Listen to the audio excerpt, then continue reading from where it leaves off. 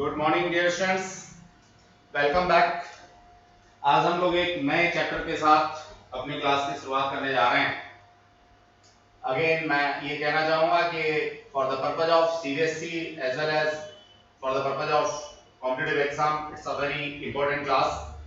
Dear student, बड़ा छोटा सा कॉन्सेप्ट है, बड़ी छोटी सी यूनिट है और खासियत इस यूनिट की या इस चैप्टर की ये है कि जो प्रीवियस चैप्टर्स हैं उनका बहुत ज्यादा कंसर्न यहाँ पे नहीं है, बहुत ज्यादा चीजों की जरूरत हम लोगों को यहाँ पे नहीं होगी। फिर भी देखिए, फिजिक्स तो फिजिक्स है, एक नया कॉन्सेप्ट हम लोगों को यहाँ मिलने वाला है और वो नया कॉन्सेप्ट बिगिनिंग से अगर आप लोगों का सही हो गया तो 4 मार्क्स सीबीएसई के लिए बिल्कुल पक्के हो जाते हैं, बहुत आसान से हो जाते हैं और कॉम्पिटिटिव एग्जाम में भी आप लोगों को यहाँ से एक दो क्वेश्चन मिलता ही मिलता है। डियर स्टूडेंट्स, हम लोगों का हेडिंग है NCERT chapter 11 dual nature of radiation and matter. Dual का मतलब आप लोग समझ ही गए होंगे। अभी तक हम लोगों ने ऑप्टिक्स में वेव नेचर के बारे में पढ़ा था, रे नेचर के बारे में पढ़ा था। तो देखिए, वेव नेचर और रे नेचर जो है वो अलग अलग नहीं है, वो बेसिकली वेव का ही एक लिमिटेड फॉर्म है रे नेचर। तो हम उनको डिस्क्रिमिनेट नहीं कर सकते, वो वेव नेचर का लिमिटेड है रे नेचर।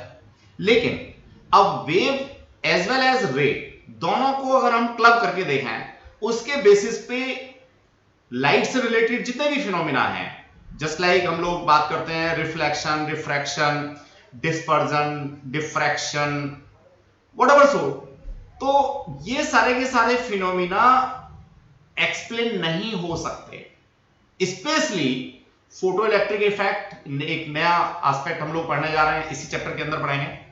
कॉम्पटन इफेक्ट हमारे सिलेबस में नहीं है, जीमन इफेक्ट हमारे सिलेबस में नहीं है।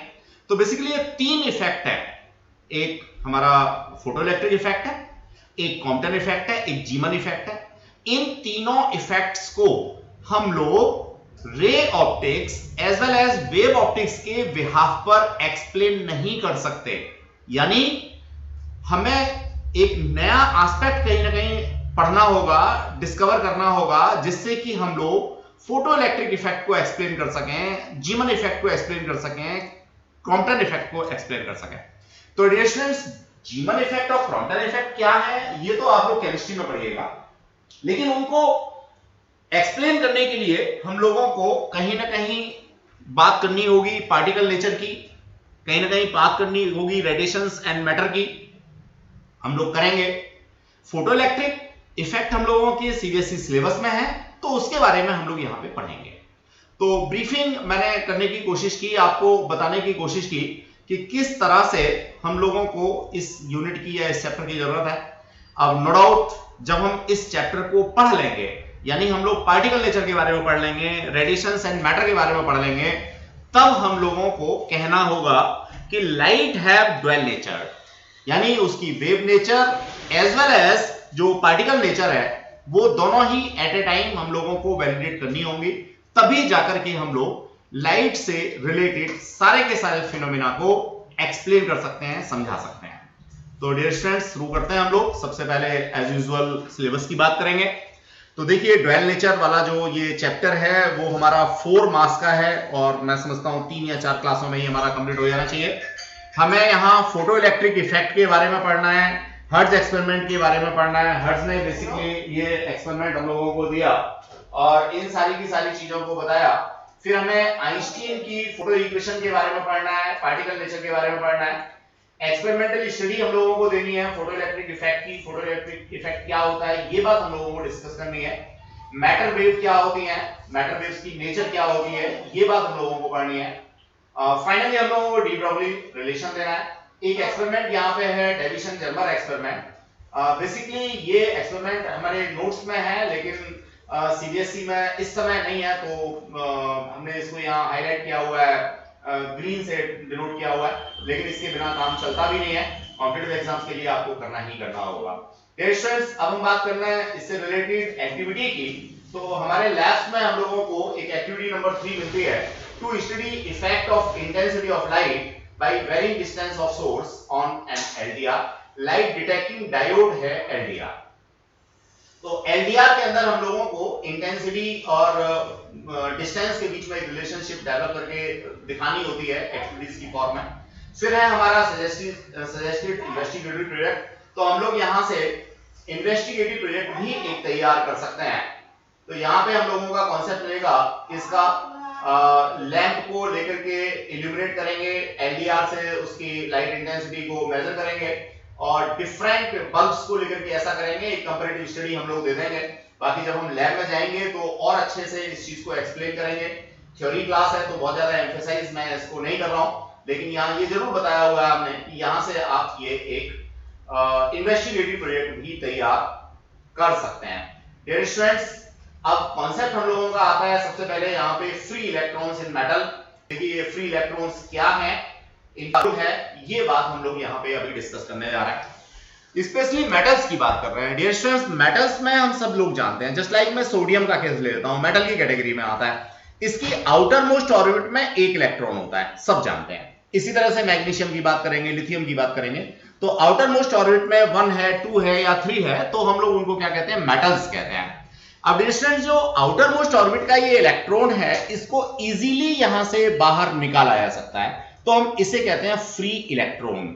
फ्री का मतलब 100% फ्री नहीं है कि अपने आप से ये निकल के कहीं बाहर चला जाएगा, ऐसा बिल्कुल भी नहीं है। लेकिन अगर मैं इस आउटर मोस्ट ऑर्बिट के इलेक्ट्रॉन को यहां से हटाना चाहता हूं, डिस्प्लेस करना चाहता हूं, बाहर करना चाहता हूं, तो मुझे बहुत ज्यादा एनर्जी नहीं देनी होगी। नॉर्मल एनर्जी ट्रांसपोर्टेशन पे ही ये इलेक्ट्रॉन मेरा बाहर आ जाएगा या फ्री टू मूव होगा, इसलिए मैं इनको फ्री इलेक्ट्रॉन्स कहता हूं। डियर स्टूडेंट्स, नो डाउट एक एडिशनल एनर्जी की तो जरूरत होगी, बिना एडिशनल एनर्जी के तो ये इलेक्ट्रॉन बाहर नहीं आएगा। तो I hope so free electron का कॉन्सेप्ट आप लोगों को समझ में आ गया होगा। तो डियर स्टूडेंट, जितने भी कंडक्टर्स हैं, जितने भी मेटल्स हैं, उनके अंदर ये फ्री इलेक्ट्रॉन्स हम लोगों को मिलते हैं। तो डियर स्टूडेंट, फ्री इलेक्ट्रॉन्स का कॉन्सेप्ट आपको मेटल्स के अंदर समझ में आ गया होगा, पहले भी हम लोग पढ़ चुके हैं, यहाँ एक ब्रीफिंग और हमने कर रखी है। देखिए, free electrons however remain confined to the conductor and cannot leave its surface at ordinary temperature। अपने आप से ordinary temperature पे ये बाहर नहीं आ सकते। And under moderate electric field, normal electric field भी हमने लगाया हुआ है, तब भी ये बाहर नहीं आएंगे। The moment an electron comes out of a metal surface with its negative charge, the metal surface acquires an equal positive charge। अब ये आयोनाइजेशन का कॉन्सेप्ट हम लोगों ने यहाँ पे बताने की कोशिश की है। डियर स्टूडेंट्स, क्या होता है, किसी भी मेटल सरफेस से अगर आप एक इलेक्ट्रॉन को बाहर कर देंगे, जस्ट लाइक सोडियम की बात मैंने की, इस पे आउटर मोस्ट ऑर्बिट में एक इलेक्ट्रॉन है, आपने बाहर से एनर्जी दी, इसको बाहर निकाल दिया तो अब क्या बचेगा, अब आपके पास में सोडियम का पॉजिटिव आयन बचेगा। तो डियर स्टूडेंट्स, इसी चीज को हमने यहाँ पे एक्सप्लेन करने की कोशिश की है। मैंने स्पीड अपनी जानबूझ करके थोड़ी गेरअप की हुई है, फालतू की हुई है, जिससे कि जो चीजें हैं हमारी हो भी जाए, ब्रीफिंग भी हो जाए। जानते तो आप सब लोग ये हैं, केमिस्ट्री में आप लोग अच्छे से पढ़ के आए हैं, हमने भी खूब पढ़ाया हुआ है पहले। चलिए, the metal surface acquires an equal positive charge, get positively ion and pulls it back. अब जो इलेक्ट्रॉन बाहर निकल के गया था, उस इलेक्ट्रॉन को ये वापस लाने की कोशिश करेगा, है तो इसका अपना भाई बहन, तो निश्चित रूप से इसको बाहर लाने की कोशिश करेगा। There is thus a potential barrier at the metal surface which the free electrons have to overcome in order to just escape from the metal surface। इसका मतलब कहीं ना कहीं एक पोटेंशियल का बैरियर है, एक एनर्जी का डिफरेंस है जो इलेक्ट्रॉन को बाहर होने से रोकता है। इसी को हम लोगों ने पोटेंशियल बैरियर का नाम यहां पे दिया हुआ है। अब डियर स्टूडेंट्स, देखिए, जब हम आयोनाइजेशन की बात करते हैं, जब हम लोग इलेक्ट्रॉन को बाहर करने की बात करते हैं, तो नो डाउट जो सोडियम का आयन है, इसके अपने इलेक्ट्रोस्टैटिक फील्ड से बाहर इलेक्ट्रॉन को ले जाते हैं, तब जाकर के कहते हैं कि आयोनाइजेशन हो गया। और जैसे ही इलेक्ट्रोस्टैटिक फील्ड के बाहर हम गए, तो हम कहते हैं हम इनफाइनाइट डिस्टेंस पे ले गए। तो बच्चों, आयोनाइजेशन के केस में इनफाइनाइट डिस्टेंस का जो एस्पेक्ट है, वो 10-20-100 किलोमीटर से नहीं है, वो सिर्फ और सिर्फ जो उसका इलेक्ट्रोस्टैटिक फील्ड है उससे बाहर का एस्पेक्ट है, उससे बाहर ले गए तो हम कहते हैं इनफाइनाइट पे ले गए।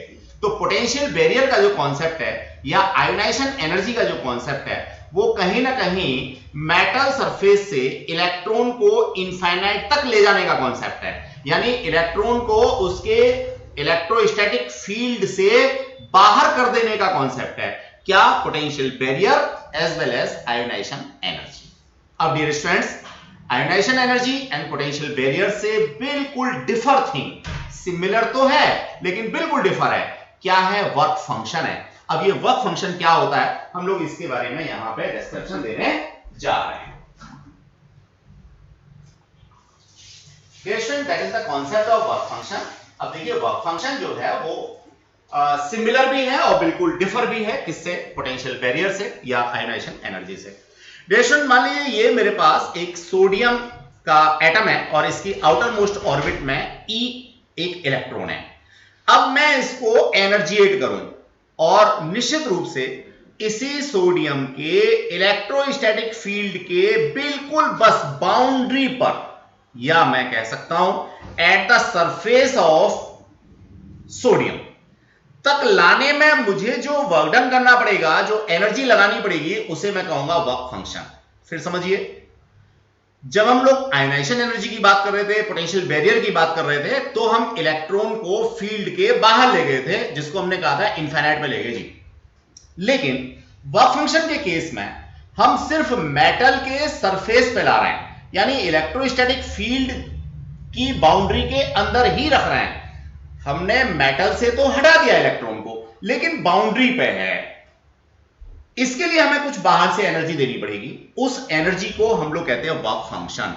अब मैंने वर्क फंक्शन को डिफाइन किया है। यहां पे कैसे डिफाइन किया समझिए। Work function is the minimum amount of energy required by an electron to just escape from the metal surface is called work function. Dear students, escape तो किया लेकिन इनफाइनाइट पे नहीं गया, अभी भी जस्ट सरफेस पे ही है। समझ रहे हैं मेरी बात? आयोनाइजेशन में क्या था? एस्केप कर गया था, लेकिन सरफेस से बाहर कहां चला गया था? इनफाइनाइट पे चला गया था। इसका जो इलेक्ट्रोस्टैटिक फील्ड था उससे बाहर चला गया था। यहां वर्क फंक्शन के केस में वो बाहर नहीं गया है, जस्ट क्या है? सरफेस पे है। तो exactly work function is a limited case of ionisation energy या पोटेंशियल बैरियर। तो डियर स्टूडेंट्स, ये है वर्क फंक्शन का कॉन्सेप्ट। अब वर्क फंक्शन किन किन बातों के ऊपर डिपेंड करेगा, ये बात हम लोगों ने यहां पे बताई। सबसे पहला नेचर। अब मेरा सब्सटेंस जो है वो मेटलिक है, नॉन मेटलिक है, इस नेचर के ऊपर डिपेंड करेगा डियर स्टूडेंट्स, नो डाउट। अगर मेरा सरफेस मेटलिक किसी एटम का है तो उसके लिए वर्क फंक्शन कम होगा, और नॉन मेटलिक का है तो वर्क फंक्शन उसका बहुत ज्यादा होगा। आपको पता है जैसे क्लोरीन है, आयोडीन है, उनके आउटर मोस्ट ऑर्बिट में 7 इलेक्ट्रॉन्स होते हैं, तो वहां से किसी भी इलेक्ट्रॉन को पुल करके सरफेस तक लाना भी बड़ा प्रॉब्लमेटिक होता है, बहुत ज्यादा एनर्जी चाहिए होती है। आयोनाइजेशन तो बहुत ही मुश्किल होता है, वहां से इलेक्ट्रॉन को बाहर तो आप कर ही नहीं सकते। हाँ, देकर के आयोनाइजेशन कर सकते हैं, दैट इज अनदर कॉन्सेप्ट, लेकिन मैं यहां से बाहर निकालने की बात कर रहा हूं। तो वर्क फंक्शन की जब भी बात आएगी तो हमेशा हम निकालने की बात करेंगे, हम देने की बात कभी भी नहीं करेंगे। जबकि आयोनाइजेशन में हम लोग क्लोरीन को एक इलेक्ट्रॉन दे करके भी आयोनाइज कर देते हैं। चलिए डियर स्टूडेंट्स, तो पहला कॉन्सेप्ट था नेचर ऑफ मेटल के ऊपर डिपेंड करेगा। दूसरा है कंडीशंस ऑफ इट्स सरफेस। जो भी मेरे पास मेटलिक सरफेस है, नॉर्मली मेटलिक सरफेस की बात हम लोग यहां पर करेंगे, उसकी कंडीशंस के ऊपर डिपेंड करेगा। वर्क फंक्शन को हम लोग या तो W0 से डिनोट करते हैं या तो φ0 से नोट करते हैं, डिफरेंट बुक्स में अलग अलग मिलता है। और इसकी जो यूनिट है, नो डाउट SI सिस्टम में तो जूल ही होगी, लेकिन ये अपने आप में बहुत कम होता है, बहुत कम एनर्जी की जरूरत हम लोगों को होती है। तो जो हमारी स्मॉलेस्ट यूनिट है, जिसे हम लोग इलेक्ट्रॉन वोल्ट के नाम से जानते हैं, तो वर्क फंक्शन को हम लोग जनरली इलेक्ट्रॉन वोल्ट में मेजर करते हैं। अगर हमें जरूरत पड़ती है तो हम इसको SI सिस्टम में भी कन्वर्ट करेंगे, जूल में भी कन्वर्ट करेंगे for the purpose of numerical. सबको पता है 1.6 × 10⁻19 joule equals to 1 electron volt होता है। तो इस कैलिब्रेशन की जरूरत हम लोगों को इस पर्टिकुलर चैप्टर में बहुत पढ़ने वाली है डियर स्टूडेंट्स। चलिए, तो I hope so work function आप लोगों को क्लियर हो गया होगा, और अब आप लोग आयोनाइजेशन एनर्जी को, वर्क फंक्शन को डिस्क्रिमिनेट कर सकते हैं। देखिए, ये हमने एक टेबुलर फॉर्म दे रखी है। जो सीजियम है उसका वर्क फंक्शन सबसे कम होता है, दैट इज 2.14 इलेक्ट्रॉन वोल्ट, यानी सीजियम की आउटर मोस्ट ऑर्बिट से इलेक्ट्रॉन को, आउटर मोस्ट ऑर्बिट ही कहना यहां पे जरूरी नहीं है, हम जो है सीजियम के किसी भी इलेक्ट्रॉन को निकाल करके उसकी सरफेस तक लेकर के आते हैं तो कुछ अमाउंट ऑफ वर्क हम लोगों को करना पड़ता है। उस अमाउंट ऑफ वर्क को हम लोग यहाँ पे वर्क फंक्शन के नाम से जानते हैं, इलेक्ट्रॉन वोल्ट से इसको मेजर करते हैं। और सीजियम के लिए जो एवरेज वर्क फंक्शन है वो 2.14 इलेक्ट्रॉन वोल्ट है। डियर स्टूडेंट्स, जहां एक कंट्रोवर्सी आपके दिमाग में आ रही होगी उसको मैं जरा क्लियर करना चाहूंगा। देखिए, मान लीजिए मेरे पास सीजियम का एटम है। अब कोई इलेक्ट्रॉन इसकी अंदर वाली ऑर्बिट में भी हो सकता है, कोई इलेक्ट्रॉन इसकी सेकंड ऑर्बिट में भी हो सकता है, व्हाटएवर, सो किसी भी ऑर्बिट में हो सकता है। और सपोज ये इसका सरफेस है। अब मैं इस इलेक्ट्रॉन को यहां तक लेकर के आऊंगा, इस इलेक्ट्रॉन को यहां तक लेके आऊंगा, या सपोज इस इलेक्ट्रॉन को यहां तक लेके आऊंगा, तो सबके लिए वर्क फंक्शन है वो अलग अलग होगा, ऑब्वियस है। हाँ बिल्कुल, वर्क फंक्शन सबके लिए अलग अलग होगा। लेकिन डियर स्टूडेंट्स, हम लोग यहां पे जो देते हैं वो एवरेज वर्क फंक्शन की बात करते हैं। किसकी बात करते हैं? एवरेज वर्क फंक्शन की बात करते हैं। नॉर्मली इतना अमाउंट ऑफ एनर्जी यानी 2.14 इलेक्ट्रॉन वोल्ट ऑफ एनर्जी अगर मैं सीजियम को दे देता हूं तो उसके जो इलेक्ट्रॉन्स हैं, अब जो भी इलेक्ट्रॉन है, अब कोई जरूरी नहीं अंदर वाला ही आएगा, कोई भी आ सकता है, तो वो कहां आ जाता है? इसकी सरफेस पे आ जाता है। तो work function for caesium is least, सबसे छोटा है। यानी मैं सीजियम से इलेक्ट्रॉन को उसकी सरफेस तक सबसे आसानी से ला सकता हूं, सबसे कम वर्क डन करके ला सकता हूं। वहीं अगर मैं प्लेटिनम की बात करता हूं, अगर एक्सरे प्रोडक्शन आप लोगों ने पढ़ा हो केमिस्ट्री में, तो एक्सरे के प्रोडक्शन में आप लोग प्लेटिनम को क्यों यूज करते हो भैया? इसलिए यूज करते हो कि उसका वर्क फंक्शन बहुत ज्यादा है, मेल्टिंग पॉइंट बहुत ज्यादा है। हालांकि मेल्टिंग पॉइंट का वर्क फंक्शन से यहां कोई कोरिलेशन नहीं है, लेकिन फिर भी मैंने एक कैरेक्टरिस्टिक आपको यहां पे बताने की कोशिश की है। तो प्लेटिनम का वर्क फंक्शन जो है वो 5.65 इलेक्ट्रॉन वोल्ट होता है। यानी प्लेटिनम के इलेक्ट्रॉन को उसकी सरफेस तक लाने के लिए मुझे कंपैरेटिवली ज्यादा एनर्जी खर्च करनी पड़ेगी। डियर स्टूडेंट्स, ये कांसेप्ट था वर्क फंक्शन को लेकर के। अब हम इलेक्ट्रॉन एमिशन की बात करेंगे। डिफरेंट टाइप का इलेक्ट्रॉन एमिशन हम लोगों ने, देखिए बाकी दे रखे हैं तो आप लोग जस्ट फॉर ए शेक इनको एक बार देख लेंगे। न्यूमेरिकल करते समय अगर आपको ये याद रहते हैं तो बड़ी आसानी रहती है। तो और कॉम्पिटिटिव एग्जाम वाले बच्चों को तो जरूरी याद कर लेने चाहिए। बाकी तो जब आपका एग्जाम होता है तो उसमें वैल्यू दे रखी होती है, तो आपको वहां के लिए बॉदर नहीं करना। लेकिन for the purpose of accuracy and speed अगर आप ये टेबल याद कर लेंगे तो it's very very helpful for you. चलिए डियर स्टूडेंट्स, अब मैं बात करना चाहूंगा इलेक्ट्रॉन एमिशन की। देखिए, किसी भी सरफेस से, अब किसी भी सरफेस में मैट्रिक सरफेस को हम लोग यहाँ पे कंसीडर करना चाहेंगे क्योंकि मैट्रिक सरफेस से ही इलेक्ट्रॉन का एमिशन आसानी से पॉसिबल है।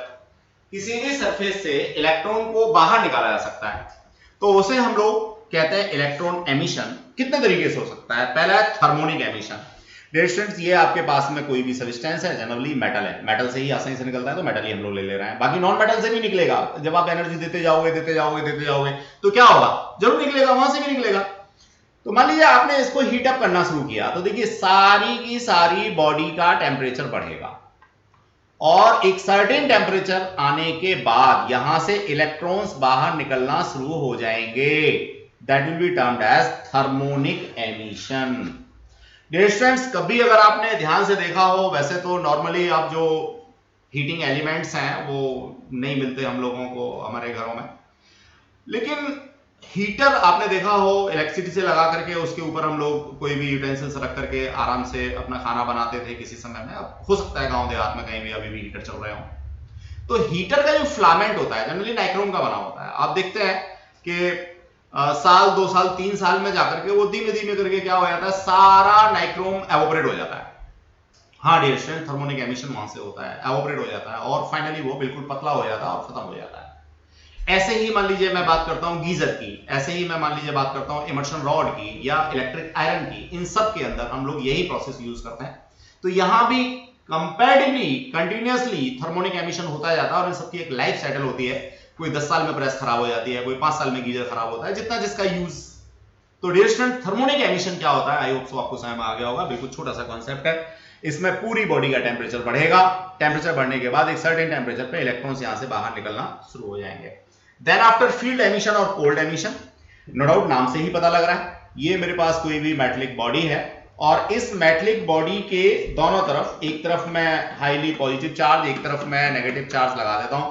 तो क्या होता है, यहां पे ये पॉजिटिव चार्ज जो है वो इलेक्ट्रॉन्स को अपनी तरफ अट्रैक्ट करेगा और ये नेगेटिव चार्ज इलेक्ट्रॉन्स को पुशअप करेगा। अल्टीमेटली ये इलेक्ट्रॉन्स जो है इस बॉडी से बाहर निकल के आ जाएंगे। तो इसमें टेम्परेचर बॉडी का बिल्कुल भी नहीं बढ़ेगा, टेम्परेचर पे कोई फर्क नहीं पड़ेगा और एमिशन हो जाएगा, इलेक्ट्रॉन निकल के आ जाएंगे, लेकिन इलेक्ट्रॉन निकलेंगे बहुत ज्यादा इलेक्ट्रोस्टैटिक फील्ड अप्लाई करने पर ही।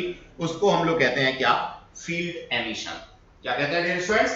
Field emission. तो I hope so thermionic emission आपको क्लियर हो गया होगा, फील्ड एमिशन आप लोगों को क्लियर हो गया होगा।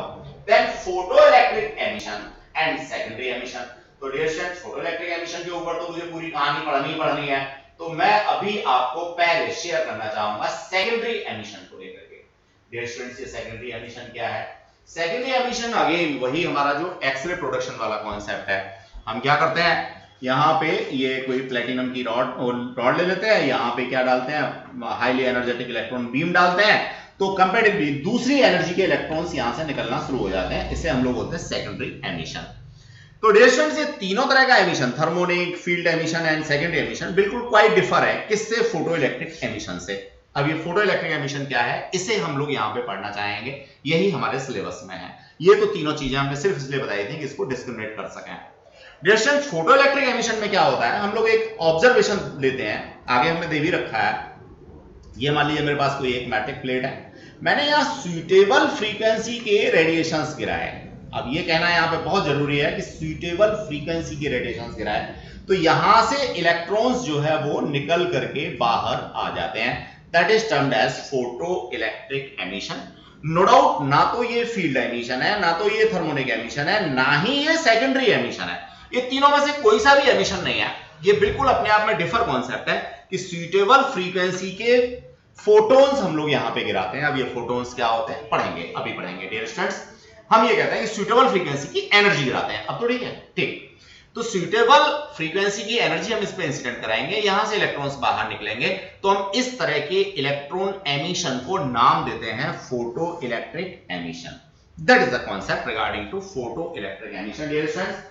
अब यहां पे फोटो इलेक्ट्रिक इफेक्ट क्या है? नो डाउट ये जो एमिशन हम लोग ऑब्जर्व करते हैं, देखते हैं, इसी को हम लोग फोटो इलेक्ट्रिक इफेक्ट के नाम से जानते हैं। अभी हम लोग इसको डिस्क्राइब करते हैं, यहां पे देखते हैं डियर स्टूडेंट्स।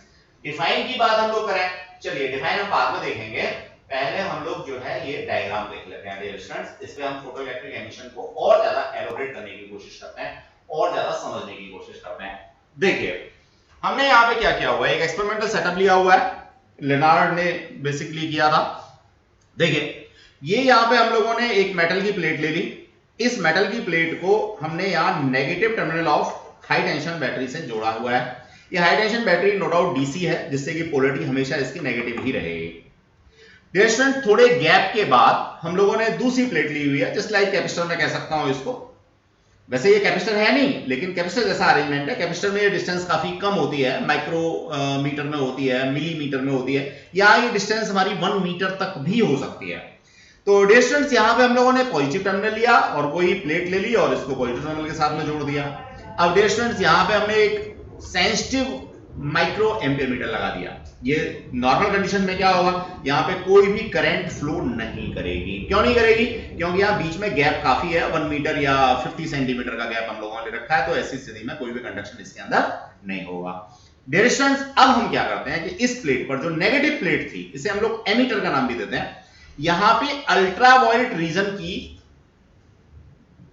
इंटेंसिटी को गिराते हैं। तो जब अल्ट्रावायलेट, स्पेशली अल्ट्रावायलेट, इंफ्रारेड से नहीं हो रहा, अल्ट्रावायलेट से, वो भी पढ़ेंगे क्यों नहीं हो रहा। अल्ट्रावायलेट जब हमने रेडिएशन इसके ऊपर गिराया, तो हम क्या ऑब्जर्व करते हैं, हम लोग ये ऑब्जर्व करते हैं कि इस माइक्रो एम्पियर मीटर में रीडिंग आना शुरू हो गया। क्यों आना शुरू हो गया, इस चीज को जरा ऑब्जर्वेशन में लेते हैं। डियर स्टूडेंट नो डाउट हुआ यही कि अल्ट्रावायलेट रेडिएशंस यहां गिराने से यहां से क्या हुआ, फोटो इलेक्ट्रिक एमिशन हुआ। ये इलेक्ट्रॉन्स जो है वो इस पॉजिटिव प्लेट की तरफ मूव करना शुरू कर गए। जैसे जैसे ये यहां पहुंचते रहे, इस सर्किट में करंट फ्लो होना शुरू हो गई। तो ये हमारा एक्सपेरिमेंटल सेटअप है। एक्सपेरिमेंटल सेटअप में ही हम लोग डिफरेंट ग्राफ बनाएंगे, जैसे फ्रीक्वेंसी को यहां से चेंज करके हम लोग करंट की बात करेंगे, पोटेंशियल को चेंज करके करंट की बात करेंगे, बीच की डिस्टेंस को चेंज करके हम लोग बात करेंगे, हाँ इंटेंसिटी को चेंज करके। What is intensity? Per unit cross sectional area, per unit time में जो यहां पे एनर्जी आके गिर रही है, energy per unit area per unit time इसको बोलते हैं इंटेंसिटी। तो डियर स्टूडेंट्स, जो इंसिडेंट इंटेंसिटी होगी उसके और करंट के बीच में ग्राफ बनाएंगे। यहां से जो आप फ्रीक्वेंसी गिरा रहे हो उसके और करंट के बीच में ग्राफ बनाएंगे। बीच की जो डिस्टेंस है उसके और करंट के बीच में ग्राफ बनाएंगे। एक बात और, ये जो पोटेंशियल आपने लगा रखा है, इस पोटेंशियल और करंट के बीच में भी ग्राफ हम लोग बनाएंगे। तो ये हमारे ऑब्जर्वेशंस होंगे। एक बात ध्यान रखिएगा डियर स्टूडेंट्स, पुराना उसूल है, जब आप किन्हीं दो क्वांटिटी के बीच में ग्राफ प्लॉट कर रहे हो, दो क्वांटिटी के बीच में आप ऑब्जर्वेशंस ले रहे हो, तो बाकी की सारी क्वांटिटीज को आपने कांस्टेंट करना है। ये ध्यान रखिएगा। ऐसा ना हो कि आप जो है यहां फ्लो होने वाली करंट, जिसको आप कहते हो फोटो इलेक्ट्रिक करंट, किसकी वजह से हो रही है? इन फोटोन्स की वजह से हो रही है। किसकी वजह से हो रही है? फोटो एमिशन की वजह से हो रही है। उसको क्या कहते हो? Photo electric current. तो जब आप फोटो इलेक्ट्रिक करंट और फ्रीक्वेंसी के बीच में ग्राफ बनाओगे तो डिस्टेंस को कांस्टेंट रखोगे, पोटेंशियल को कांस्टेंट रखोगे, इंटेंसिटी को कांस्टेंट रखोगे। जब आप फोटो इलेक्ट्रिक करंट और इंटेंसिटी के बीच में ग्राफ बना रहे हो तो फ्रीक्वेंसी कांस्टेंट रखोगे, पोटेंशियल कांस्टेंट रखोगे, डिस्टेंस कांस्टेंट रखोगे। समझ गए होंगे मैं क्या कहना चाहता हूं। तो जब किन्हीं दो क्वांटिटी के बीच में आप ऑब्जर्वेशंस ले रहे हैं, ग्राफ बना रहे हैं, ग्राफ बनाने का मतलब ऑब्जर्वेशंस ले रहे हैं, तो बाकी सारी क्वांटिटीज को आपने क्या करना है? कांस्टेंट करना है। चलिए, तो डियर स्टूडेंट्स, अब ये फोटो इलेक्ट्रिक इफेक्ट यहां से आपको समझ में आ गया होगा। फोटो इलेक्ट्रिक एमिशन कैसे होता है, क्या हमें यहां ऑब्जर्व होता है, ये बात समझ में आ गई होगी। अब मैं डिफाइन की बात करता हूं कि डिफाइन इसको कैसे करना है, फोटो इलेक्ट्रिक इफेक्ट क्या होता है, ये बात लिखनी कैसे है, जरा देखिए यहां से। Photo electric effect, the phenomena of emission of electrons from metal surface when electromagnetic radiation of sufficient high frequency are incident on it called photoelectric effect। Dear students, ये चीज थी, एक सफिशिएंट फ्रीक्वेंसी, हाई फ्रीक्वेंसी के electrons को हमने या photons को गिराया, और ये प्लेट थी मेटलिक, क्योंकि मेटलिक प्लेट्स का जो वर्क फंक्शन होता है काफी कम होता है, यानी कम एनर्जी से ही इलेक्ट्रॉन्स बाहर आ जाते हैं। तो यहां से जो ऑब्जर्वेशन हमें मिली, यहां से जो फोटो इलेक्ट्रॉन्स बाहर निकल गया है, इसी को हमने कहा photo electric effect. The photo light generated electrons are called photoelectrons। यहां से जो निकल के आ रहे इलेक्ट्रॉन्स, इनको कहा आपने फोटो इलेक्ट्रॉन्स। फोटो इलेक्ट्रॉन्स नाम क्यों दिया? क्योंकि ये जो है जेनरेट हुआ है किसकी वजह से? इस अल्ट्रावायलेट लाइट की वजह से, अल्ट्रावायलेट रीजन की वजह से। When light of suitable frequency, again यहां से अल्ट्रावायलेट से निकल के आ रहा है, इंफ्रारेड से निकल के नहीं आएगा, इसलिए मैंने कहा है इसको when light of suitable frequency illuminated metal surface, electrons are emitted from metal surface। यही है मेरा photoelectric effect. Dear students, Lenard ने ऑब्जर्व किया, क्या ऑब्जर्व किया कि जब अल्ट्रावायलेट आप गिरा रहे हो, यहां से अल्ट्रावायलेट गिरा रहे हो, तब तो एमिटर प्लेट से इलेक्ट्रॉन निकल रहे हैं, लेकिन अगर आप इंफ्रारेड रेडिएशंस यहां से गिरा रहे हो तो एमिशन नहीं हो रहा, फोटो एमिशन नहीं हो रहा। तो डियर स्टूडेंट्स, ये कॉन्सेप्ट लिनार्ड ने दिया सबसे पहली बार। अब एल्कली मेटल्स जो होते हैं, जस्ट लाइक लिथियम है, सोडियम है, पोटेशियम है, इनका वर्क फंक्शन कम होता है। बात समझ में आ गई? अभी ऊपर हमने टेबल पढ़ी थी, इनका वर्क फंक्शन कम होता है, तो यहां आसानी से विजिबल रीजन, अल्ट्रावायलेट रीजन यहां ना डाल के अगर मैं विजिबल रीजन भी डालता हूं तो निश्चित रूप से मेरे को फोटो एमिशन मिल जाता है। लेकिन अगर मैं जिंक की, कैडमियम की, मैग्नीशियम की बात करता हूं तो अल्ट्रावायलेट से भी मेरे को फोटो एमिशन नहीं मिलता। अब डियर स्टूडेंट्स, आपके दिमाग में एक बात चल रही होगी कि ये जो अल्ट्रावायलेट और विजिबल रीजन की बात सब बार-बार कर रहे हैं, तो इनकी खासियत क्या है? बच्चों, इलेक्ट्रोमैग्नेटिक वेव वाला आप लोग कॉन्सेप्ट पढ़ चुके हो। मैं जानबूझ के अब तक इसको लिंगर ऑन कर रहा था आज की क्लास में, चलो अब मैं बता ही देता हूं। देखो, थोड़ा सा ब्रीफ कर लो। इलेक्ट्रोमैग्नेटिक वेव जो स्पेक्ट्रम हमने पढ़ा है उसको जरा हम ध्यान से देखते हैं। देखिए क्या था, मैं एक विजिबल रीजन की बात करता हूं। यहां पे सिंपल सा, क्या विजिबल रीजन में VIBGYOR, इसका वेवलेंथ था 7800 एंगस्ट्रॉम। ध्यान से देखना, पुरानी चीजें हैं, ब्रीफ कर रहा हूं। एंगस्ट्रॉम, इसका वेवलेंथ कम, इसका वेवलेंथ कंपैरेटिवली ज्यादा। इसके नीचे अल्ट्रावायलेट, अल्ट्रावायलेट, तो नो डाउट अल्ट्रावायलेट का जो वेवलेंथ है वो और भी कम होगा। इसके आगे इंफ्रारेड, नो डाउट इसका वेवलेंथ कंपैरेटिवली और भी ज्यादा होगा। ये स्पेक्ट्रम याद आ गया कि नहीं आ गया? आ गया, बहुत अच्छी बात। आप जरा देखिए, फ्रीक्वेंसी जो होती है वो वेवलेंथ के रेसिप्रोकल होती है, तो इसकी फ्रीक्वेंसी कंपैरेटिवली ज्यादा और इसकी फ्रीक्वेंसी कंपैरेटिवली कम, इसकी फ्रीक्वेंसी और भी कम, अल्ट्रावायलेट की फ्रीक्वेंसी कंपैरेटिवली और भी ज्यादा। Dear students, infrared, ultraviolet, wavelength, frequency, बात समझ आ गई आपको, किसकी ज्यादा किसकी कम। अब जरा हम लोग बात करते हैं एनर्जी की। एनर्जी का जो फॉर्मूला है वो आपने पढ़ा h nu, where h is the Planck's constant and nu is the frequency. इसका मतलब जो अल्ट्रावायलेट है इसकी एनर्जी कंपैरेटिवली काफी ज्यादा होगी और जो इंफ्रारेड है इसकी एनर्जी कंपैरेटिवली काफी कम होगी। बस डियर स्टूडेंट, जब मैं यहां अल्ट्रावायलेट गिरा रहा हूं तो कहने का मतलब एनर्जी में यहां ज्यादा गिरा रहा हूं तो इजीली मेरे इलेक्ट्रॉन्स बाहर निकल के आ जाएंगे। अब अगर मैं यहां पर क्या गिराता हूं, इंफ्रारेड गिराता हूं, इंफ्रा गिराता हूं तो कंपैरेटिवली एनर्जी कम गिरा रहा हूं और जब एनर्जी इसके ऊपर कम इंसिडेंट करा रहा हूं तो ऑब्वियसली यहां से फोटो एमिशन नहीं होगा। ऐसा ऑब्जर्व किया किसने, लिनार्ड ने। डिफरेंट मेटल्स को, नॉन मेटल्स को या डिफरेंट वर्क फंक्शन के सब्सटेंसेस को लेकर के। आई होप सो आपको ये बात सारी क्लियर हो गई होगी। बहुत दम है इस कॉन्सेप्ट में, बिल्कुल ब्रीफिंग है जो हम लोग इलेक्ट्रोमैग्नेटिक वेव में पढ़ के आए हैं उस स्पेक्ट्रम को लेकर के।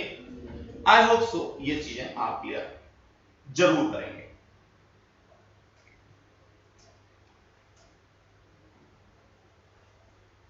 चलिए आगे बढ़ते हैं डियर स्टूडेंट्स।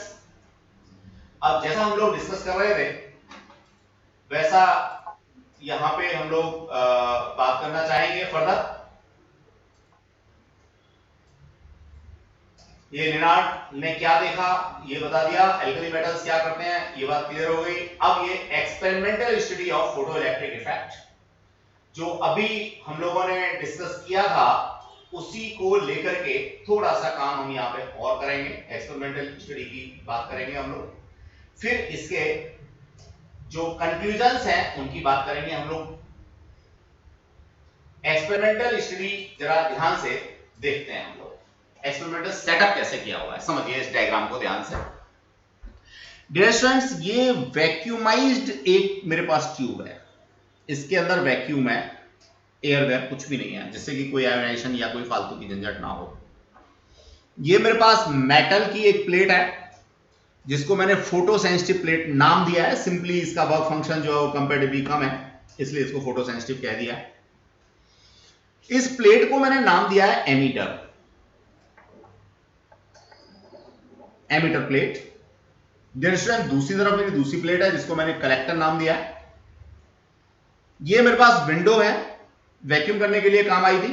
दूसरा, इस विंडो के थ्रू मैं इंसिडेंट रेडिएशंस गिरा सकता हूं इसके ऊपर। करंट को मेजर करने के लिए माइक्रो एम्पियर मीटर मैंने यहां पे यूज किया हुआ है। इन दोनों टर्मिनल्स के बीच में पोटेंशियल क्या है इसको मेजर करने के लिए वोल्ट मीटर लगा दिया है। ये जो पोटेंशियो डिवाइडर है इसका उपयोग सिर्फ इतना सा है कि by changing the positions of up and down sliding keys, मेरा जब मन हो मैं इसको नेगेटिव इसको पॉजिटिव दे सकता हूं या मैं इसको पॉजिटिव इसको नेगेटिव कर सकता हूं। मैं इस प्लेट का जो पोटेंशियल है उसको बढ़ा सकता हूं, कम कर सकता हूं, नेगेटिव में ले जा सकता हूं। ये पर्पज है इस पोटेंशियल डिवाइडर का। ये हाई टेंशन की मेरे पास कोई बैटरी है, डीसी सोर्स है। डियर स्टूडेंट्स, ये एक्सपेरिमेंटल सेटअप है। अब सारी चीजें मेरे पास वेरिएबल हो गई, जैसे मैं यहां से डिफरेंट एनर्जी यानी डिफरेंट फ्रीक्वेंसी के रेडिएशंस गिरा सकता हूं। दूसरा, यूनिट सरफेस एरिया के ऊपर यूनिट टाइम में कितने भी एनर्जी गिरा सकता हूं यानी इंटेंसिटी को मैं चेंज कर सकता हूं। तीसरा, मैं इन दोनों टर्मिनल्स के बीच में पोटेंशियल कुछ भी चेंज कर सकता हूं, मैंने पोटेंशियल डिवाइडर लगा रखा है। चौथा, इन दोनों प्लेट्स के बीच की डिस्टेंस मैंने यहां सेटअप में नहीं रखी हुई, मैंने कांस्टेंट डिस्टेंस ही ली हुई है। चलो कांस्टेंट डिस्टेंस पे ही बात कर लेते हैं, बाकी कर सकते हैं जरूरत पड़ेगी तो डियर स्टूडेंट्स, एक तरफ तो मेरा ये माइक्रो एम्पियर मीटर के अंदर आने वाला करंट होगा, मेजर होने वाला करंट होगा, जिसको मैं फोटो इलेक्ट्रिक करंट कहता हूं। फोटो इलेक्ट्रिक करंट एक तरफ तो ये होगा। दूसरी तरफ मेरे पास पैरामीटर हो सकते हैं, यहां से इंसिडेंट फ्रीक्वेंसी न्यू, यहां से गिरने वाली इंटेंसिटी, इसको मैं स्मॉल आई से नोट कर देता हूं बच्चों, सॉरी इसको मैं स्मॉल आई से करंट शो कर देता हूं। ये इंटेंसिटी है। इंटेंसिटी क्या है? Further energy incident per unit area per unit time. तीसरी चीज, मैंने इस कलेक्टर प्लेट को पोटेंशियल कितना दिया हुआ है, मैं इस प्लेट की बात ही नहीं करता, इसको हमेशा ये मान लेता हूं जीरो दिया है, मैंने इसको हमेशा जीरो दिया है। इसके रेस्पेक्ट में कलेक्टर प्लेट को मैंने नेगेटिव दिया है, पॉजिटिव दिया है, पॉजिटिव हाई दिया है, नेगेटिव में हाई दिया है। तीसरी चीज पोटेंशियल। तो डियर स्टूडेंट्स, करंट जो फोटो इलेक्ट्रिक करंट है इसके साथ पोटेंशियल का ग्राफ में बनाऊंगा, यानी वेरिएशंस को रीड करूंगा। करंट के साथ में फ्रीक्वेंसी का ग्राफ बनाऊंगा, यानी डिफरेंट फ्रीक्वेंसीज को लेकर के मैं निश्चित रूप से यहां स्टडीज करूंगा। तीसरा, फोटो इलेक्ट्रिक करंट और इंटेंसिटी यानी incident energy per unit time per unit surface area के बीच में मैं ग्राफ बनाऊंगा या स्टडी करूंगा। ध्यान रहे, जिस समय मैं पोटेंशियल के साथ इसका ग्राफ बनाऊंगा तो बाकी इन दो को कांस्टेंट रखूंगा। जिस समय मैं फ्रीक्वेंसी और करंट का, फोटो इलेक्ट्रिक करंट का ग्राफ बनाऊंगा तो इन दो को कांस्टेंट रखूंगा। और जिस समय मैं करंट, फोटो इलेक्ट्रिक करंट और इंटेंसिटी का ग्राफ बनाऊंगा तो इन दोनों को कांस्टेंट रखूंगा। डियर स्टूडेंट्स, मेरे को इस चैप्टर के अंदर ये तीनों चारों ग्राफ पढ़ने हैं और निश्चित मान के चलिए इन ग्राफ के ऊपर 100% आप लोगों को क्वेश्चन मिलने वाला है। 100%, कोई एस्पेक्ट नहीं है कंपैरेटिव स्टडी, इनका कंक्लूजन, इनकी हेल्प से कोई छोटा न्यूमेरिकल पक्का मिलना ही मिलना है। और ये अगर आपकी समझ में आ गया तो मैं समझता हूं ये चैप्टर ऑलमोस्ट खत्म हो जाएगा, बचेगा ही नहीं कुछ। तो एक्सपेरिमेंटल सेटअप को एक बार ध्यान से रखिए। अगेन इवैक्यूएटेड ट्यूब है, फोटो सेंसिटिव प्लेट है, नॉर्मली इसको हम लोग जीरो पोटेंशियल प्रोवाइड करते हैं। ये विंडो है, यहां से सुटेबल फ्रीक्वेंसी, सुटेबल इंटेंसिटी यहां पे गिरा सकते हैं। ये प्लेट है जिसको कलेक्टर कहा है। कलेक्टर प्लेट को पॉजिटिव, नेगेटिव, जीरो कोई भी पोटेंशियल हम लोग प्रोवाइड कर सकते हैं। पोटेंशियल मेजर करने के लिए वोल्टमीटर बीच में लगा रखा है। फोटो इलेक्ट्रिक करंट यहां फ्लो करेगी क्योंकि फोटोन्स गिरेंगे, फोटोन से फोटो इलेक्ट्रॉन निकलेंगे, फोटो इलेक्ट्रॉन निकलेंगे तो करंट फ्लो करेगी, उस करंट को फोटो इलेक्ट्रिक करंट हम लोग कहेंगे।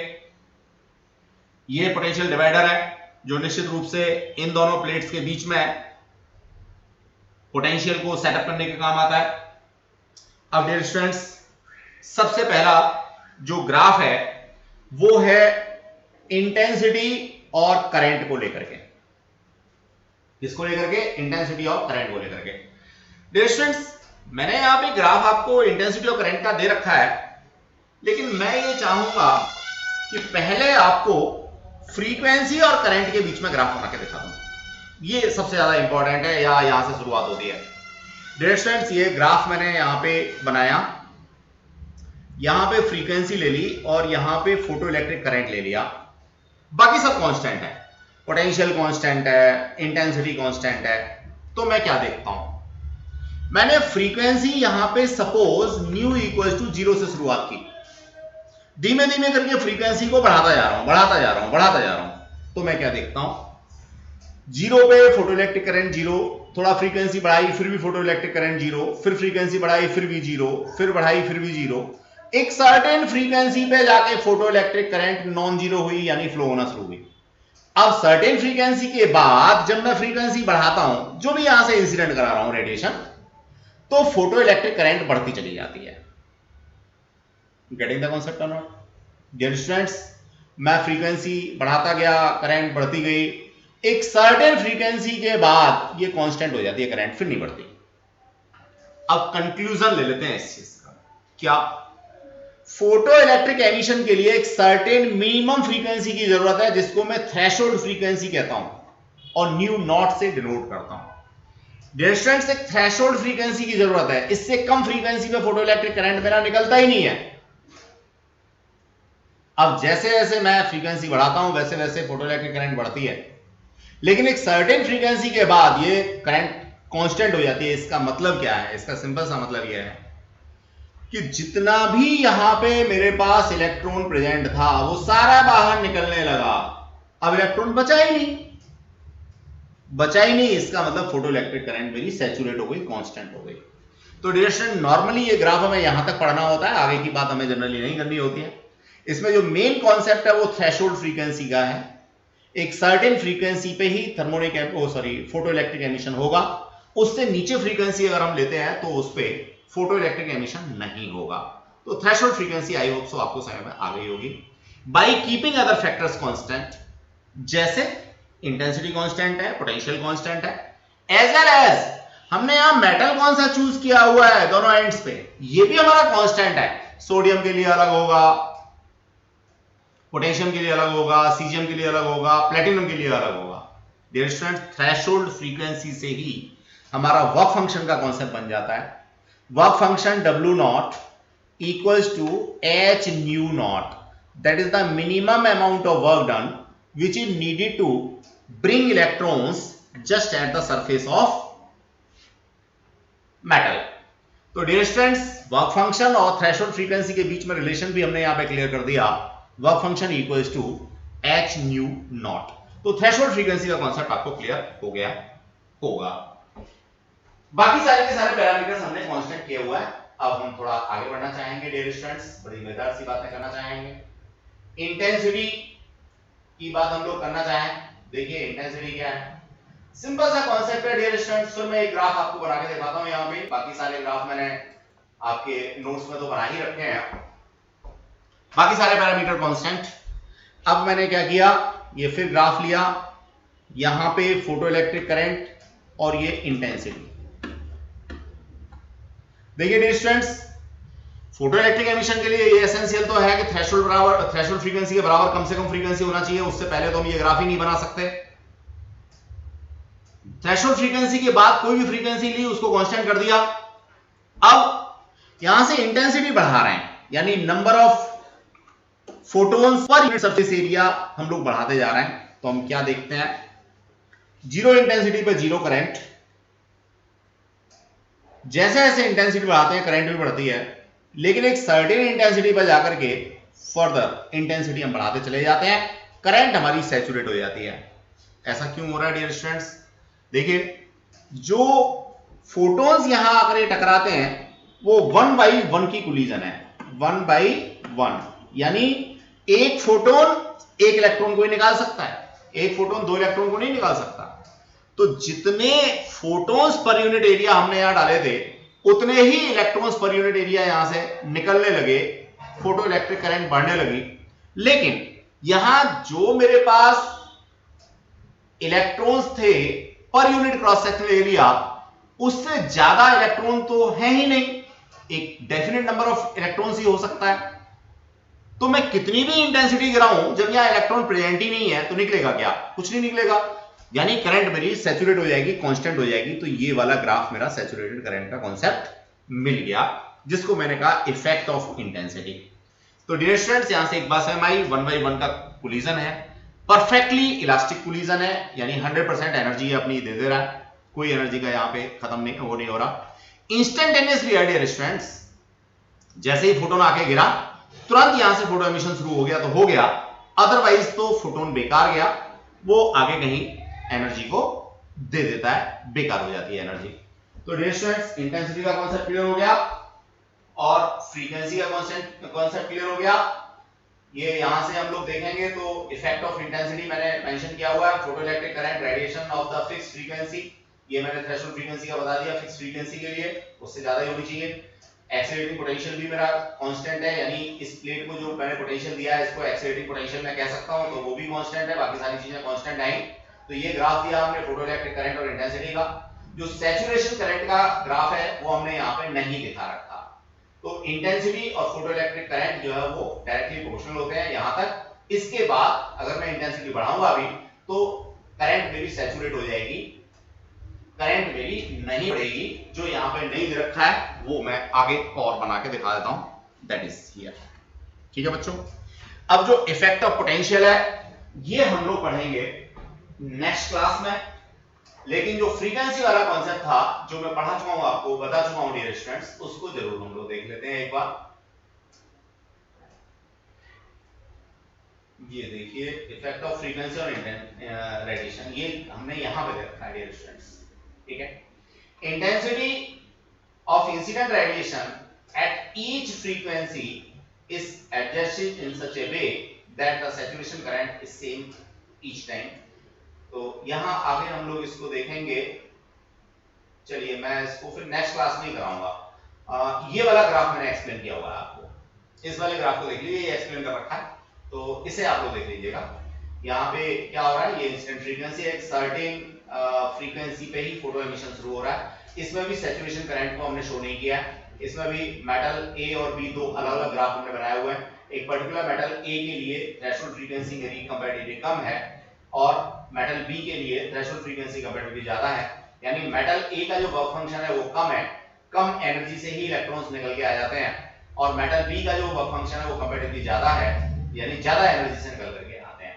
ये थ्रेशोल्ड फ्रीक्वेंसी को भी हम लोगों ने यहाँ पे डिफाइन कर रखा है, the minimum value of the frequency of incident radiation below which the photoelectric emission stops altogether is called threshold frequency। यानी threshold frequency से कम फ्रीक्वेंसी अगर कोई भी है तो photoelectric emission जो है वो बंद हो जाएगा, रुक जाएगा। ये बात हमने यहाँ पे समझा रखी है। तो I hope so dear students ये बात आपको क्लियर हो गई होगी। रिमेनिंग चीजें हम लोग पढ़ेंगे नेक्स्ट क्लास में। Thanks a lot, keep safe, be safe. इतना आप लोग तैयार कर लीजिएगा। अगर इतना तैयार होगा तभी आप नेक्स्ट क्लास में कुछ अंडरस्टैंड कर पाएंगे या सर्वाइवल हो पाएगा। अदरवाइज तो आगे की जितनी भी क्लासेस होंगी वो सारी की सारी आपके लिए यूजलेस हो जाएंगी। तो आप बिल्कुल ध्यान रखें कि जितना भी हमने आज डिस्क्राइब किया है, जितना भी चीजें हम लोगों ने पढ़ी हैं, उतनी सारी की सारी चीजों को आप आज ही खत्म कर लें या नेक्स्ट क्लास से पहले जरूर आप लोग उनको फिनिश कर लें।